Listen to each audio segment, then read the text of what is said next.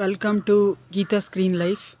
இதே ரோஸ் செடியை 7 டேஸ் முன்னாடி இப்போ வீடியோ போட்டிருந்தேன்.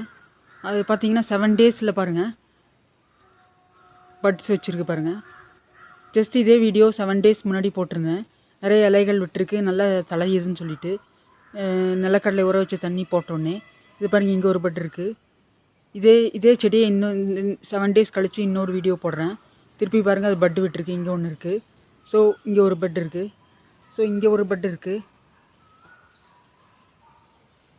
இங்கே ஒரு பட் இருக்குது.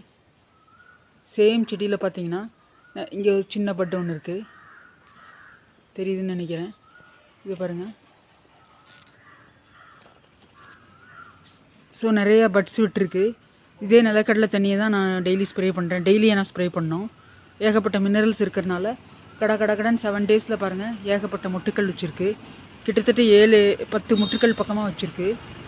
ஸோ இங்கே ஒன்று இருக்குது பாருங்கள், 1 2 3 ஏகப்பட்ட பட்ஸ் வச்சுருக்கு. ஸோ 7 டேஸ்லேயே பாருங்கள் திருப்பி பட்ஸ் வைக்க ஆரம்பிச்சிருச்சு.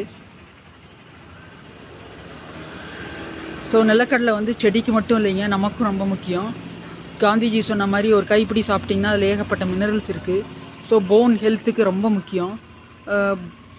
நம்மளும் ஒரு கைப்பிடி சாப்பிட்லாம். ஜஸ்ட் லைட்டாக உப்பு போட்டு வறுத்து ஜஸ்ட் ஒரு கைப்பிடி சாப்பிட்டு பாருங்கள், நல்ல இம்ப்ரூவ்மெண்ட் தெரியும். போன் ஹெல்த்தையும் நல்லா இம்ப்ரூவ் பண்ணிக்கலாம், செடிகளுக்கும் போடலாம்.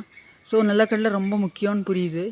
ஸோ இதை என்னோடய எக்ஸ்பீரியன்ஸ் ஷேர் பண்ணலான்னு நினைக்கிறேன். Take care, stay healthy and be happy.